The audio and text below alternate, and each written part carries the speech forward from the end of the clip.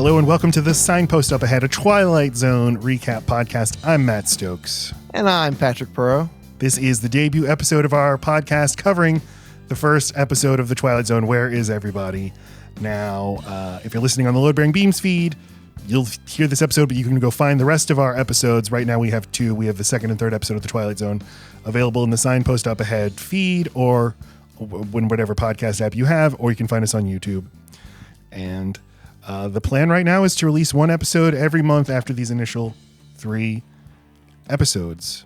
But we will just be covering the classic Twilight Zone series. And I want to get us started, Patrick, with, you telling everybody, what is your relationship with this show? What do you think, what do you love about the show? What is so special about the Twilight Zone?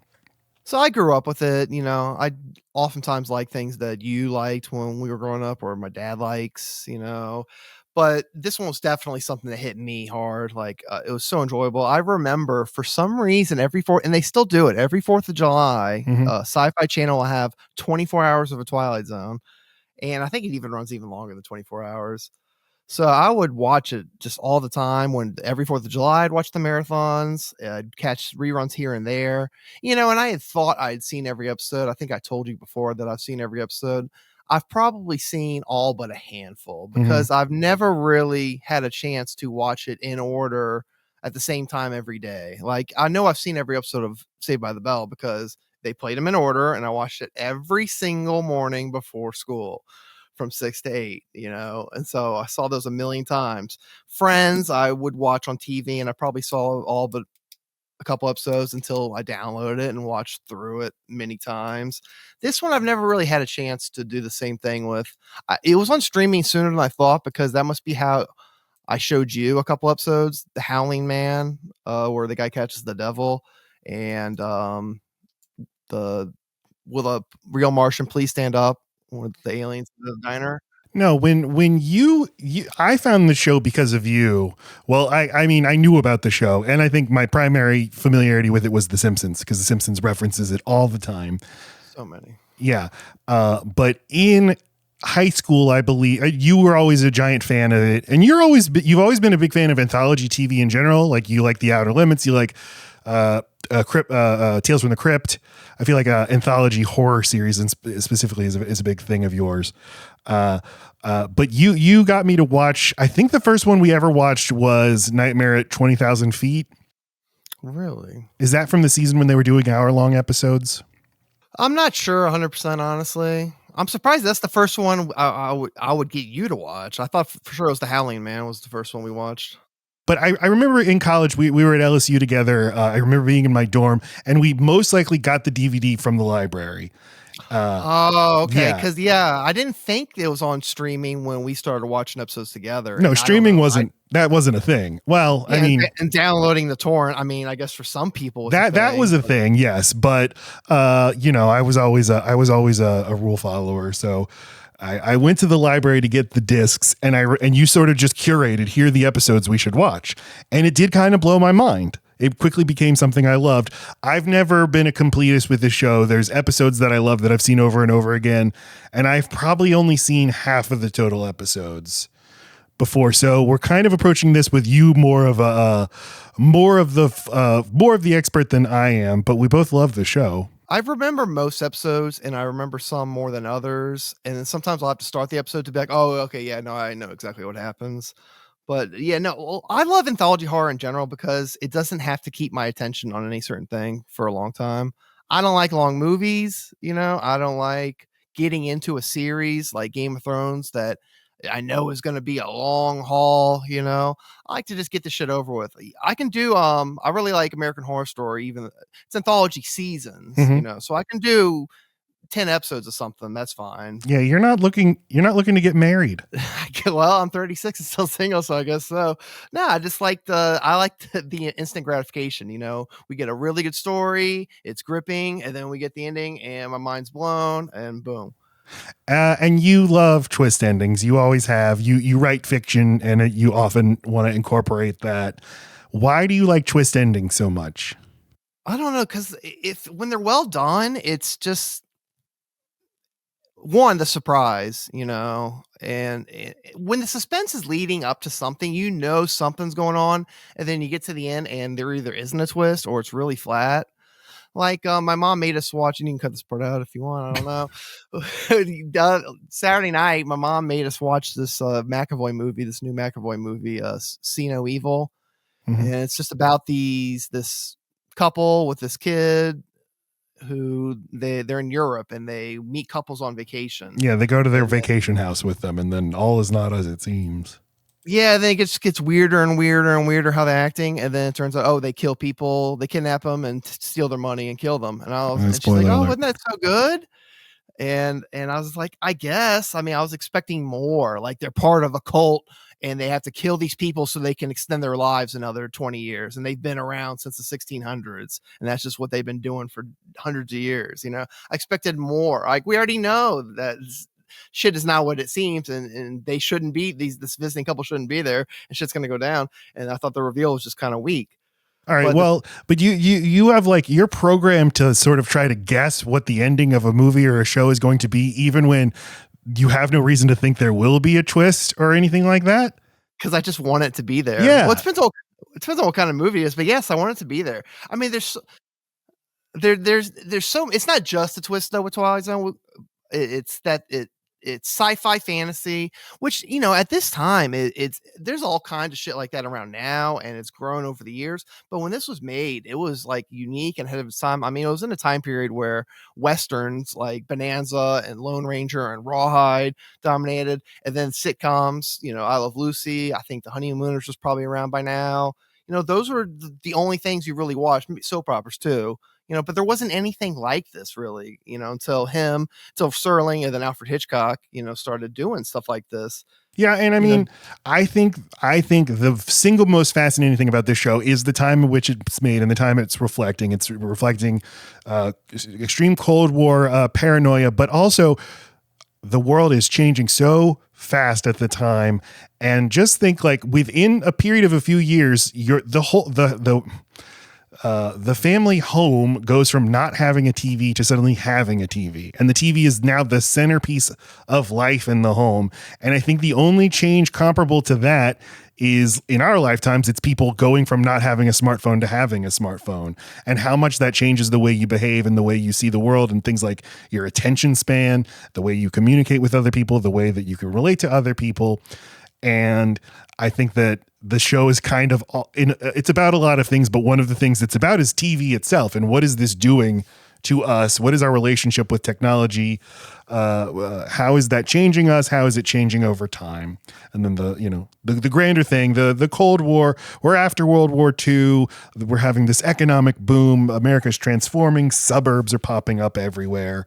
And the show is dealing with all of the anxiety surrounding all of that.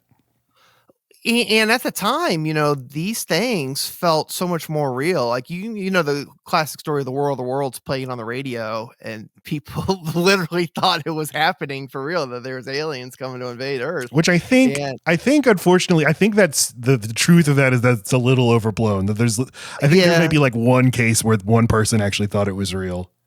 But the point is, people hadn't seen stuff like this, so it was a lot more real, or what's the word?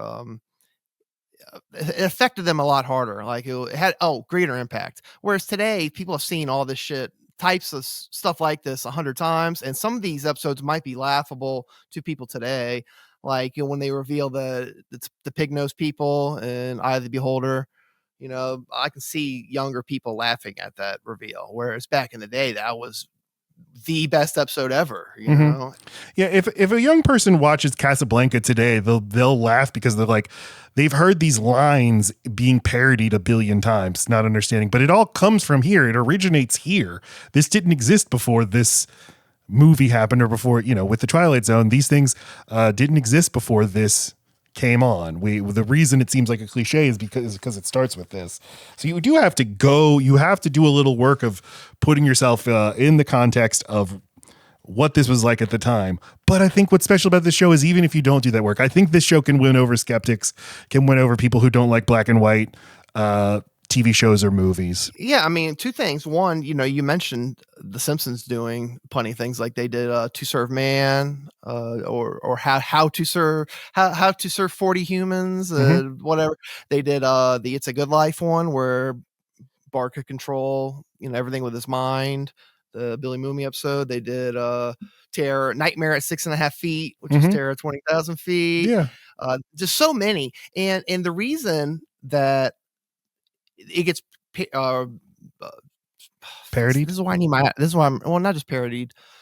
The reason so many things rip it off is because it's more wide ranging than you would think. Like there is a simple formula that's used in just about every episode where it's sci-fi / fantasy.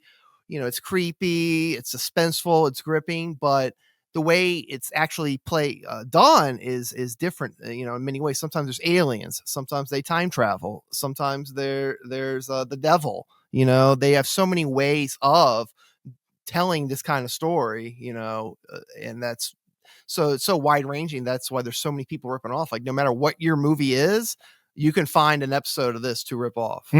Yeah, that's a good point. For whatever it is you're looking for, you'll find something. But this was a time where there were three channels, and so everything that was on TV was being viewed by tens of millions of people. It was truly a monoculture. But so much else, you mentioned Bonanza. There were all these shows like that were out at the time that were watched by as many people, but they're gone. They're vanished from cultural memory. But the Twilight Zone has stayed. Still a reference even for people who have never seen it. For people know the theme song even if they've never seen the show. And then it survives in things like the Tower of Terror at Disney World. In addition to all the parodies, it also gets remade all the time. It's been revived in the 80s. It was revived a few years ago. There was the Steven Spielberg movie. And I think like Black Mirror is an attempt to do a modern day Twilight Zone. Exactly. I was going to say there's so many things that try to be it, like The Outer Limits or Tales from the Dark Side was one I remember watching. Even Alfred Hitchcock to a degree. It's different. Alfred Hitchcock was more mysteries than supernatural or sci-fi. Yeah, so it's the Cold War paranoia, it's the technology, it's the sci-fi, it's the mind-bending stuff. That's what I love about it so much. But also you get such excellent craft going into these episodes. You're working with really, really talented writers and directors and actors. You get to see actors who are, character actors in movies, but get to play these big meaty parts on as the lead of basically a 22-minute movie. For me, it's always less about the ending. I love a good twist ending, but if everything leading up to it is great, I'm happy. I don't need it to I don't need the holy shit moment at the end for it to work for me.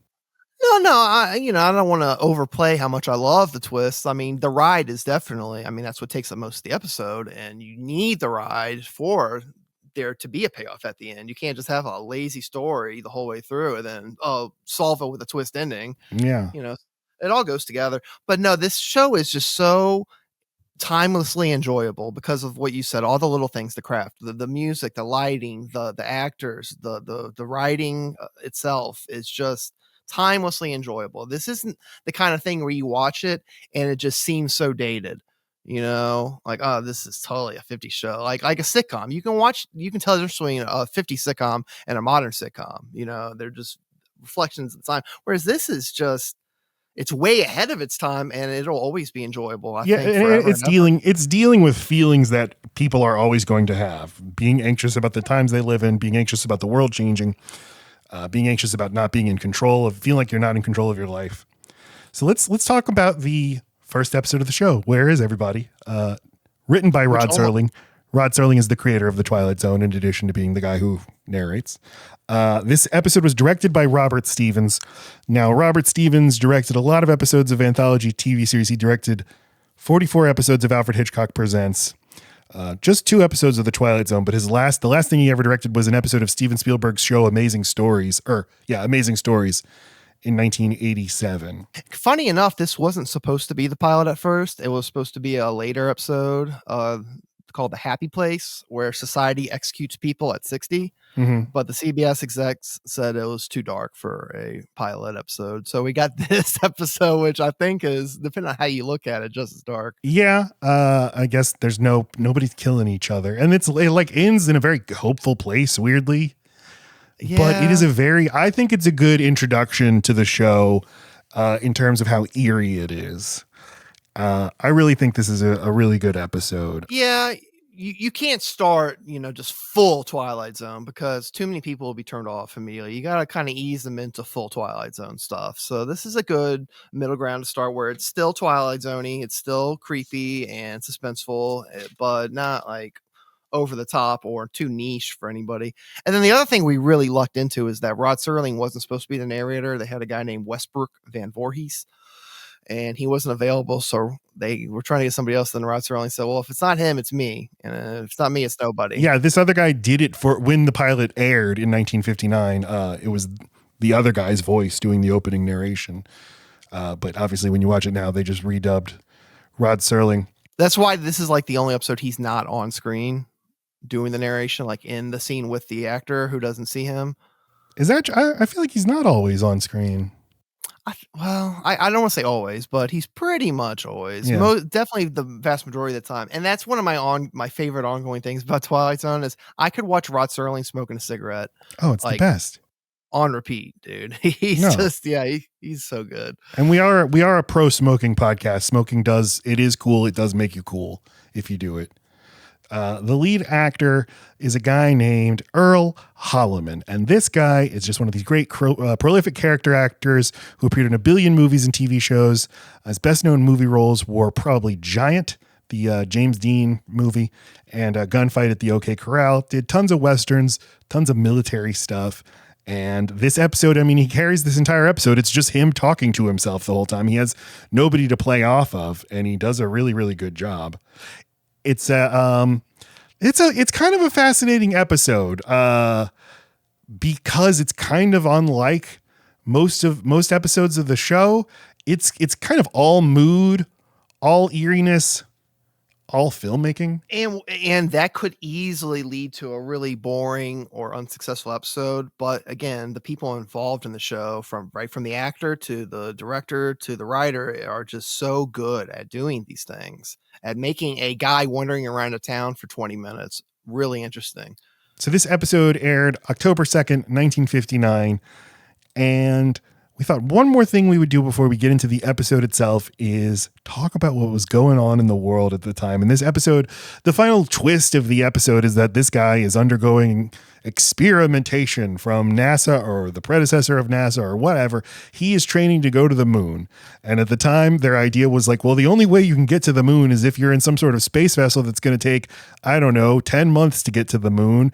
And it's just going to be one guy in the box by himself. And that'll make a man go mad. So we're just seeing his hallucinations as he trains to go to the moon. It's just amazing, just because we had to beat the Russians and they had to beat us, how fast all these achievements were accelerated. This is literally less than 10 years before we actually landed on the moon. Yeah. And this is what they thought going to the moon. I know. I love it. I love it. I love that that's what they figured you'd have to be. I mean, but so at the time, the space race was really hot. It was all anyone was talking about. And it was just like a cog in the larger, military buildup between the US and the USSR. And the US is like, well, we got to beat the Russians in space. So they bring over Werner von Braun, a former Nazi. It's like, hey, you're not a Nazi anymore, right? Yes. Okay, good. You do a NASA for us. And he does. I'll tell you, one of my 10 favorite movies is October Sky, and Werner von Braun's his hero. And once I found out the history of that, it started to bother me a little bit. Well, I still love the movie. He's a problematic fave. We don't support his Nazism, but we support his space stuff. He's a good space guy. Yeah. Yeah, well, leading up to this, the Russians were just beating the crap out of us on everything. Everything we said we were going to do, they did it first. Like they had Sputnik, October 4th, 1957. So pretty much exactly 2 years from now, they put a satellite in space, artificial satellite. They had the first dog a month later going in, and Laika, yeah, and Sputnik 2, that was November 57. So they put a satellite, then they put a dog out, and then we just kind of started dicking around, put some sort of satellite. Then they had the first spacecraft to leave the Earth's orbit, which was Luna 1, and it flew by the moon. That was, again, just a couple months later. Or no, it was a little over a year, 1959, early 1959. And then they had Luna 2, which was a hard landing on the moon in September of 59. So that was about a month before this came out. And then just a couple of days on October 7th, 59, they landed Luna 3, which was the first photos of the dark side of the moon and first slingshot around the moon, returning safely to the Earth to retrieve the pictures. I just love thinking about how rickety all this stuff was. Like the idea was like, well, we'll just like throw a bucket up there, throw a bucket up until it gets into space and it'll take some pictures. And they did it. I guess I'm not as amazed. I guess I'm not as amazed by that as that it don't 10 years later, we figured out how to send humans there. You know, that's just nuts. They didn't have the first human space flight until Yuri Gagarin in 1969. 61. Yeah, it's 61, mid 61, April 12th. Yeah, and this has always been a thing I've how many Americans, what percentage of Americans do you think could name Yuri Gagarin? Like 4%? Used to be more. I don't know. People our age and under, 4% or less. Okay, but even I'd say people who grew up in the 60s or 70s, they probably didn't know his name. I guess. Oh, you think more people know Alan Shepard?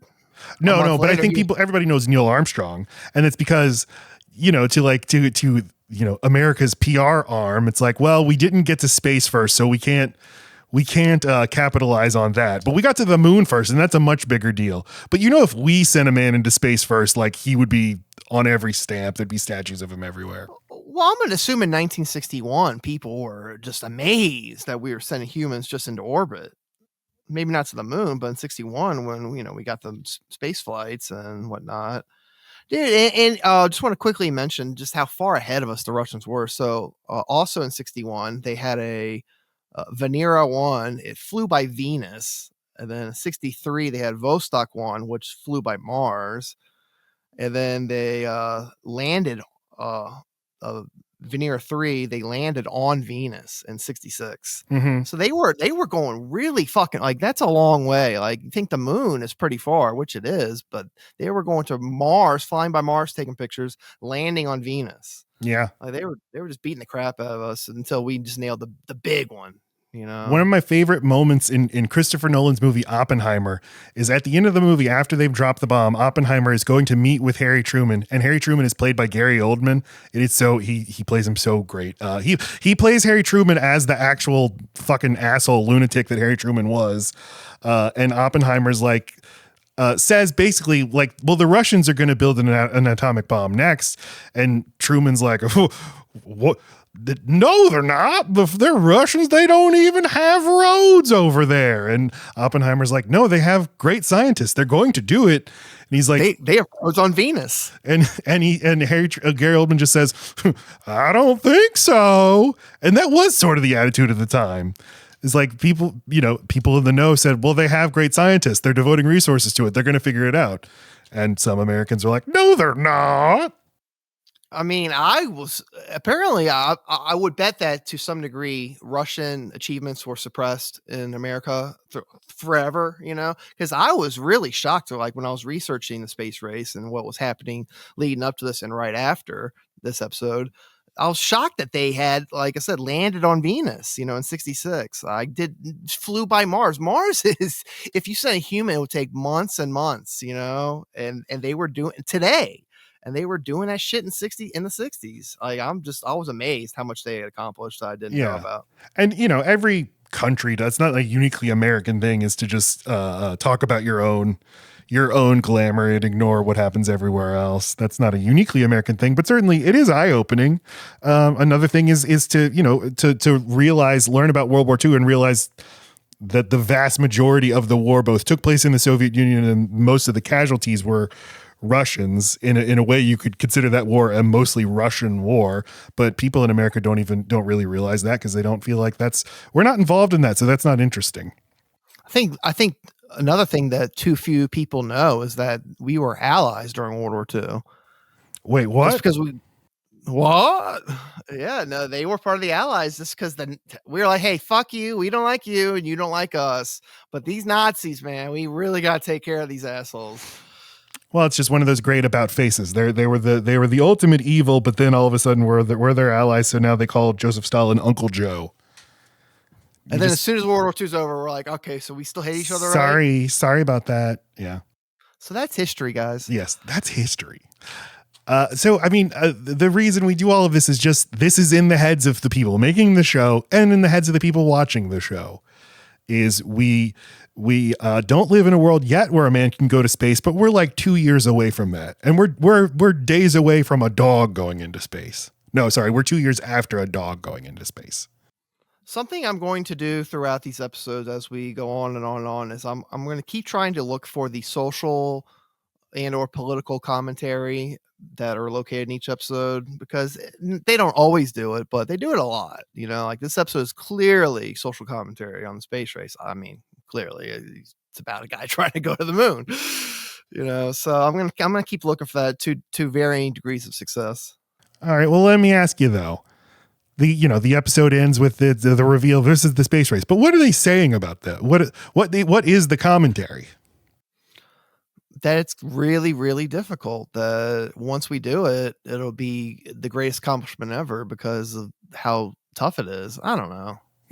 That's a good question. I didn't think about that. I knew why they made the episode because of the space race, but what are they trying to say? I mean, to me, it looks like they're saying like, yeah, this rules. Go us, go America. We got the gumption. We're going to do it. Yeah. Yeah, because as you said, the episode ends with a little bit of an uplifting note. He looks at the moon and says, I'll be there. I'll see you soon, buddy. I'll see you soon, moon. I'm coming. Yeah, and even if it's rough on us, we can take it. Yeah, okay, yeah. So he had a fucking terrible time in this shit, but he's still determined to do it. Mm-hmm. And we're gonna get to the moon. Okay, so that's the commentary. Boom. Thank you. So this episode opens with a guy walking down a street. We don't know in Rod Serling's narration, the place is here, the time is now, the journey could be our journey. And this guy, just walking down a street, sees a cafe, says it looks like there's a town at the end of the road, and he goes into the cafe where music is playing. And one of the great tricks of this episode is everywhere he goes, it's not just that it's empty, because he doesn't run into anybody in the course of this episode, but everywhere he goes, it's not just that it's empty, but it feels like somebody was just here, like somebody is just out of reach of where he can see, and that feeling is like so disturbing if you really think about it. As we go, yeah, for sure. Like it's got to be frustrating. So as we go through the episode, I'll keep pointing out each instance. But yes, it's like because all of this is in his head. It's all hallucination or whatever you want to call it. And so it's like the two sides of his mind, like the side that needs companionship. So again, he doesn't just walk into an empty cafe. He walks in and the jukebox is on. So it's like he's trying to create people, but then the other part of his mind that knows he's alone. The two sides fighting with each other, and he's always so close to somebody. Yeah, there's just that thing he's missing. You can fill in all the details, but you need that human connection. But it is kind of sad to think of it that way, that he's getting so close in his mind, he just can't get that final hurdle. So he drops a clock on the ground and then he examines it, and that image will be important later on. So he just starts shouting because there's no waiters or anybody in here. He just starts shouting his order, eggs over easy, hash brown. And then he goes behind the counter and prepares himself a cup of coffee. And he's like talking out loud. He's very good at talking out loud and giving us exposition. He doesn't know who he is. He doesn't know where he's from. He doesn't know how he got here. He just sort of materialized. He's like if this were made today, you could find out he's an NPC or he's a video game character and suddenly developed sentience and doesn't know why he's alive. That would be kind of an interesting movie. I kind of like that idea. So we'll get to exactly what we think it really means. But so as Matt mentioned, he breaks a clock and the clock shows exactly 6:15. We don't know AM or PM. Could be either. That's interesting too, because if it was a different time, you can infer, if it was 10:30, you would know it's got to be AM because the daylight's on, but it's 6:15, which could be AM or PM. But anyway, we'll get to what exactly that means later when we see the ending, but it's 6:15 right now. Now, the most disturbing thing in an episode full of disturbing things, though, is he pours himself a cup of coffee and then he appears to pick up a pickle and eats it. And as he finishes eating it, he washes it down with coffee. And truly, this is just the most vile thing I've ever seen. I just needed to point it out. I love pickles. And again, he's a hungry customer, so he'll eat and drink whatever he can Yes, find. but there's a whole oven of beautiful pies that he doesn't. There you go, buddy. You got pies. Yeah, but I like pickles. Okay, so part 2. So, okay, after he leaves the diner, he starts exploring the rest of the town, which is empty. And then again, he keeps seeing these like false hopes. So he's walking and he sees a woman and he starts talking to her. He has a really long conversation before he figures it out. Hey, He's like, lady, it's a real oddball thing, but I don't know who I am, you see? he's like, now I'm not crazy, but I don't know who I am. And it's like, okay, well, maybe you're not like serial killer wearing their skin as a suit for fun, as a fetish, crazy, but you're clearly kind of crazy. Okay, so he sees the woman in the car and he has a conversation and he's walking up, and then he realizes as he opens the door that it was just a mannequin outside the store.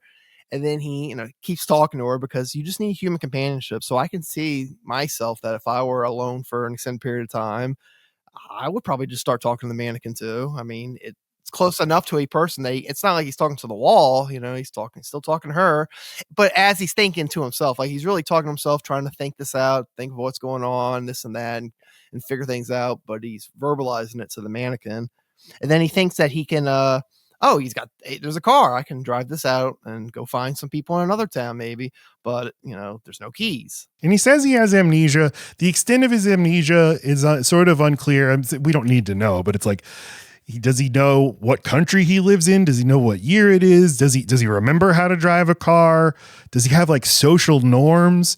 I don't know. Typically with amnesia, you can still do everything that you knew how to do, like drive a car and walk and eat and this and that. You just forget details about who you are, and it fits. This fits directly in with people who really do have amnesia in real life. They can do everything else. They just can't remember anything about themselves. For some reason. And then he figures out he's an American in the diner when he pulls out the American money. So he didn't know right. he was. But that's when he figured it out. This was filmed on the Universal Studios backlot in Courthouse Square, which has been in a billion things, but it's most famous for Back to the Future, for the town square and Back to the Future, among a million other things, To Kill a Mockingbird. And you can still go to Universal Studios in Los Angeles and do the backlot tour and see Courthouse Square. And you can now say to your significant other, look, that's where they filmed Where Is Everybody? I didn't even notice it was the Back to the Future place until after he leaves the prison and you get a better view. So he hears a payphone ring. He's like, oh, okay, yes. And he runs very excitedly to it, picks up the phone, but it's just a recorded operator. And he can't, he starts talking to the recorded message. He's like, I just want to talk to the operator, but he can't even talk to a person, which is kind of like right now when we call customer service. And he finds himself, man, he's locked. He gets locked in this phone booth. And he starts going nuts, but he gets himself out of the phone booth, then goes into the police station. And in the police station, just a lovely little detail, there is a cigar in an ashtray still lit, like somebody literally just left it here seconds before. But there's no one anywhere. The police station might be the most interesting. Well, that and the movie theater. But before we leave the telephone booth, I love how real life inspired this moment. So he closed the telephone booth. Again, he's got the false hope with the operator. Like, I'm about to talk to somebody. No, he doesn't. And then he's like stuck in the phone booth. And, it kind of shows like how, because it's a pull. He's got to pull his way out and he's trying to push his way out. The thing folds in, but he's pushing, he's stuck, and he's like, oh, I'm trapped in this phone booth. And it actually happened to Rod Serling at an airport. He was in the phone booth and then he heard a announcement that his flight was about to leave. So he tries to leave in a hurry and he doesn't realize it's a pull and he's pushing and he calls for help and somebody has to like break in to save him. It was literally just, you have to just pull or push. You have to do the opposite of what you're trying to do. Yeah. Cause you can kind of see in the picture, it looks like it's folded in a little bit right here. So yeah, you have to pull the door open, and he was just pushing the whole time. Him and Rod Serling in real life. Yeah, it's the kind of thing that the fact that it is so simple will make you feel even crazier. And he's it's the world is starting to close in on him. He goes into the police station, then goes into the jail cells. There's nobody anywhere, but you always get the sense somebody is here or someone's really close by. And things like will happen, like the jail cell door just starts to close, and then just runs out of the jailhouse and he shouts, "Hey, where is everybody?" And that's the name of the episode. And then it's an act break. So the jail has to be more of his subconscious, kind of because, why the jail in general. So, that's mimicking the prison he's actually in this tiny little box, and the door this close to closing, and he pushes it out. So I got maybe his hope that he's going to get out of the box or something like that.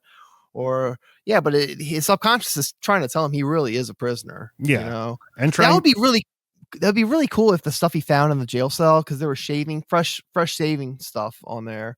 That'd be kind of cool if it had a name or something, and then we find out that's his name at the end or something like that. I was expecting something like that, but yeah, it's pretty sparse. It's the kind of thing that you feel like a later Twilight Zone episode, like every single detail would be, ooh, I saw an ice cream parlor because my last name is Cone. I don't know. Right. Yeah, I know. Yeah, there would be more little details. There's enough, it's the first episode. We're off to a good start. Yeah. So then he enters I don't know. I guess it's not a diner. It's an ice cream shop. It's a drugstore. Right, a drugstore. Yeah, because I was like, why? What's the relationship between the books on sale and the ice creams being sold? But yeah, and then it's a little in your face, but the book they focus in on is The Last Man on Earth, written by Richard Matheson. Well, no. So Richard Matheson wrote the book I Am Legend, and Richard Matheson would be a writer on the Twilight Zone, but his book would get adapted as a movie called Last Man on Earth. But if you look at this Last Man on Earth book that he looks at, there's no author on it. So this is clearly just something they printed for the show. Because I guess they either there was no book that existed called the Last Man on Earth, or if it did, they didn't want to pay the author for the likeness or whatever. And I don't know how I didn't know. I don't know. I watched these episodes multiple times trying to look for the little details. So yeah, instead of an author, it says February 1959. Yes. Normal thing for a book to have. Yeah. Maybe that's when he started his training or something. I don't know. Yeah, I kind of wish there were a few more things about this world that are that's not right. That shouldn't be there. Or I don't know what it is, but just maybe the future. Maybe the date on the book should have been the future. Yes. Like he'll be the only man on Mars or on the moon, which is kind of like being the last man on Earth. Yeah, man, you're right. That is who he is in sort of. Yeah, that would have been good if it was February 1964 or something like that. Yeah, he starts talking to himself in the mirror. The episode starts playing with mirrors now, and mirrors, give you the illusion, you as a viewer thinking you're watching two people on screen, but it's just him talking to himself. Okay, well, again, people just need human companionship. Like that's something people crave, is human companionship, and so he's making this up in his mind. That's the best he can do, you know, is have mirrors. So first he had the mannequin, and now he's got mirrors. He's slowly getting there to other people, but he knows he's alone. So that's the best he can do is just create mirrors and the illusion that there's someone else for him to talk to. And then the lights come on across the square. It's like the town is coming to life for nighttime. So he runs across the square and runs into the movie house, and it's playing a movie called Battle Hymn, which was a real movie starring Rock Hudson about an Air Force pilot. And this jogs his memory and makes him realize he's in the armed forces. But maybe a bomb went off. A bomb went off and destroyed all the people, but left all the stuff. And that's sort of just another thing that people are going through people's heads all the time is fear of nuclear annihilation and sort of residual subconscious guilt, or at least trying to process the fact that we, America, dropped nuclear weapons on Japan, and we know what that did to them, and we know what that could do to us. And just, I wonder what that would be like. Just a threat that the media is talking about nonstop, the threat of nuclear holocaust. But there's like a dreamlike logic to it. Like, ooh, maybe a nuclear bomb did go off. It just only killed the people, or it made all the people disappear and left all the stuff. But because the movie is on, he assumes someone's up in the projection booth. But when he looks, nobody's there. So then he runs downstairs, runs straight into a mirror. At this point, the camera is really pushing in on him. The shots are much tighter on him. He's, for the most of the episode, it's full body shots. It's wide shots. You get a real sense of space of him in this big space, but it's really pushing in on him. It's getting much more claustrophobic. And Bernard Harmon's score is going nuts. And you're getting like canted angles. He's stumbling around like he's drunk. And then finally he just starts pushing the walk button on a crosswalk thing, and he's just like screaming into it. He's screaming, "Help me, help me, help me."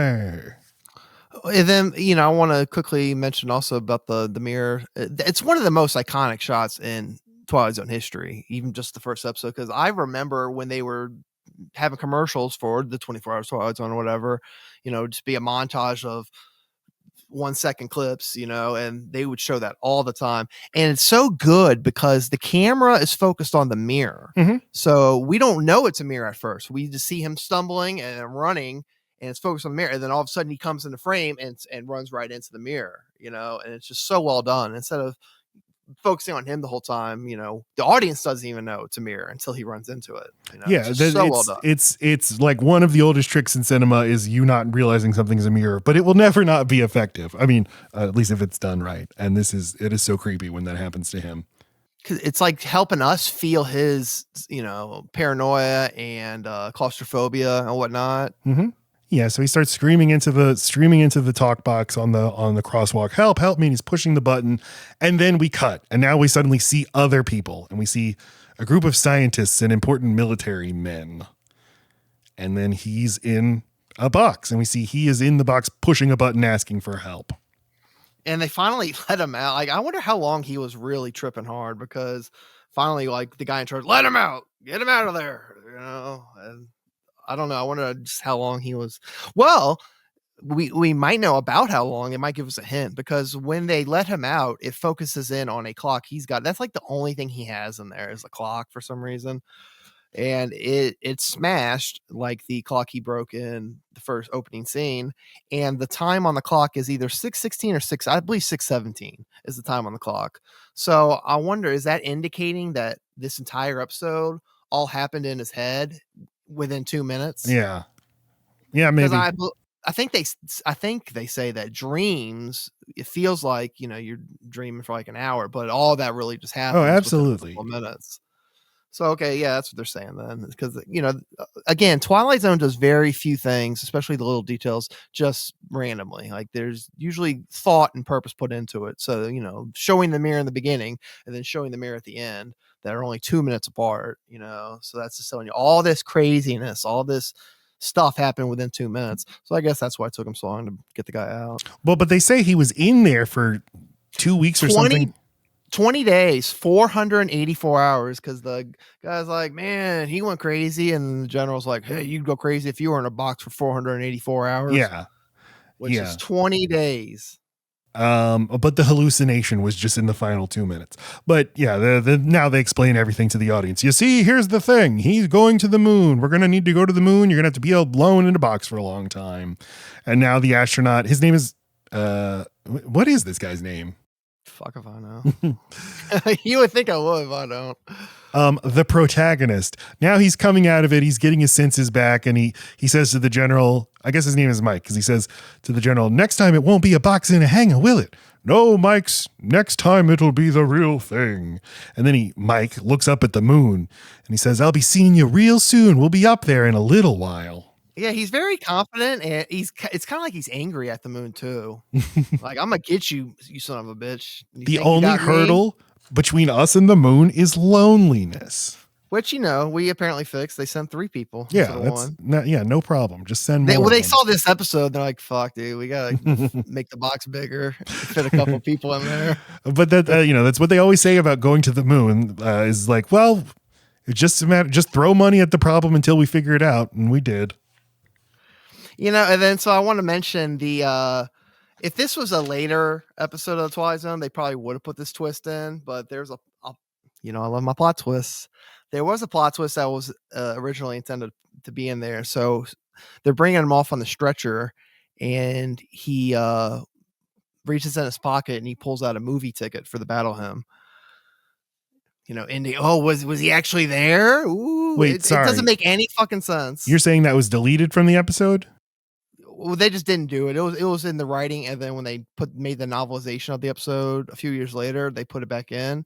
But yeah, that was originally in the script, was that as they're bringing him out of the room and he's on the stretcher, he reaches in his pocket and he pulls out a movie ticket from that town. Yeah, I mean that rules. That fucking rules. But it makes no sense. It makes zero sense. People would be like rioting in the streets at that point. Every person in America was watching this episode, and they're very confused. But the whole point is that the Twilight Zone takes place in the fifth dimension. That's true. Beyond time and space, beyond any logic. Yeah, but what the fuck does that mean? We don't know what that means. Nothing. That's why if it was season 2, they'd have done it. Yeah. But first episode, they're like, this is already weird enough. Let's just leave it at that. That's why it is such a basic episode. But we've done these now.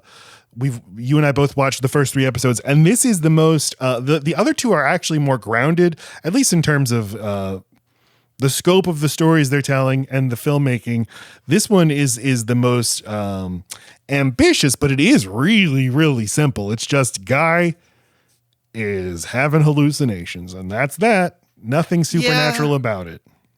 Yeah, that's what I was saying when we watched the third one, is that I thought the first 2 were super grounded, even though the second one might be about death as a main character. It's still pretty grounded, whereas the third one at least had some supernatural stuff, the magic elixir from the mysterious man that lets you shoot guns better, like at least that's something that's not grounded in reality. Whereas this episode, for all anybody watching at the time knew, could actually happen for real. Yeah, like 100% of it.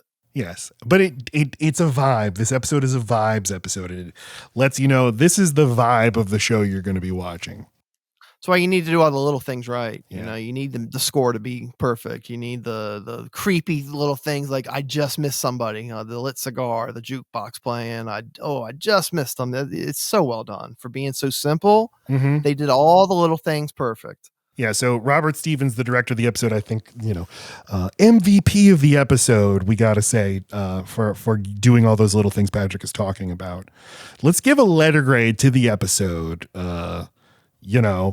Give a letter grade. What do you think? Okay, well, if this was a season 2 episode, it would be a B- maybe, because the little things are done really well. Once you see so many episodes, though, you maybe start getting a little used to more, a little bit more of something happening. Maybe this would come off a little boring after 50 some odd episodes of the show. So as a later season show, maybe a B-, but as a pilot, I think it's got to be right at A-, B+ at the worst. I think this is a great way to ease people into what they're about to get into with the Twilight Zone. And it's done really, really well. Yeah, as a pilot, I'd give it an A. As an episode of the Twilight Zone, I think it'd be between an A- and a B+, because it's doing things that other episodes will do better, but it's like getting all the basics so right. That feeling there's somebody just off screen, and every time I get close to them, they move away. I know they're there, I just can't see them. It's seldom been depicted better on film. So hell, I'll say A- for where is everybody? Yeah, no, I'll raise it slightly. I'll go A- for as a pilot, B- as a regular episode. There you go. All right, that's where is everybody, and our next episode will be on the what is that episode called? The one with Ed Wynn, where he One for the Angels. One for the Angels. He has to make a pitch for the ages and sell some stuff to death. Played by the mayor from Jaws. Love that episode. Okay. This podcast has been the Signpost Up Ahead. Please follow us on social media. The links are in the episode description. We have this podcast available on video and on audio. It's the same product in both places, but on video, you get to see our faces. And I want to point everybody to my podcast, my movie podcast, Load Bearing Beams. We talk about a different movie in depth every week. We also have a Patreon where you get 2 bonus episodes every month for $5. Patreon.com/loadbearingbeams.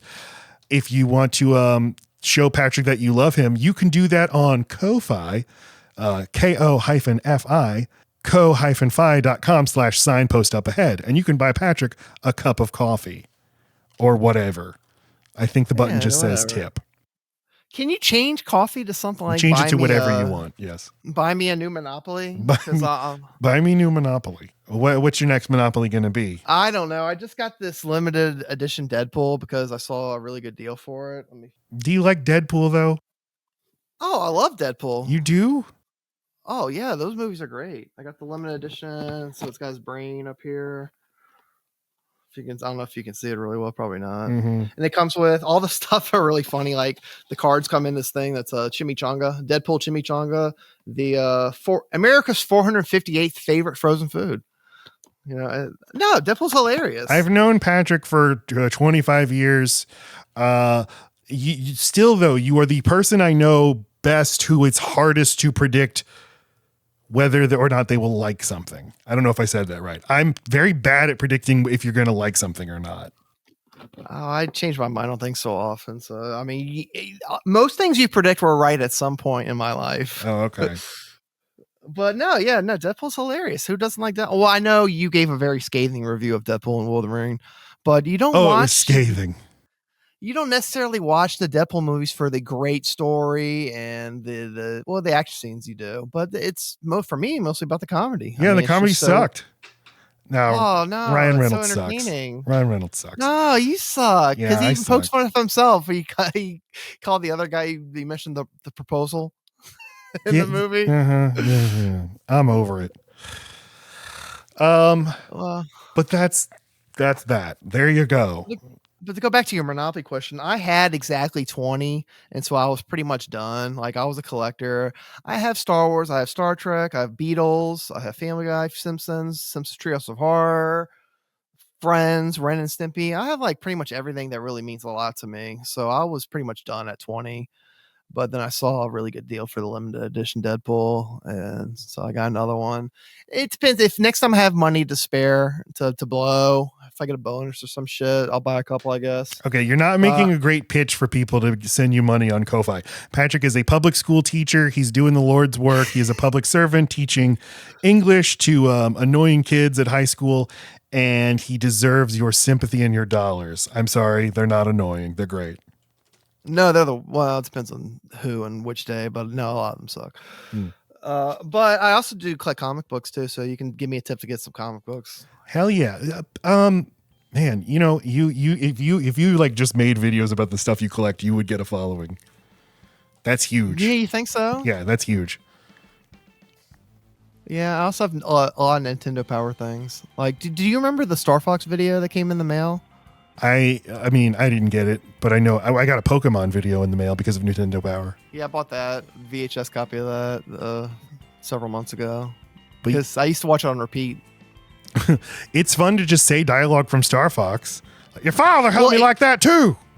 Well, and it's about a guy from Sega and a guy from Sony or whatever, the other company. They kidnap the developer of the game and they start torturing a Mario doll to get him to speak.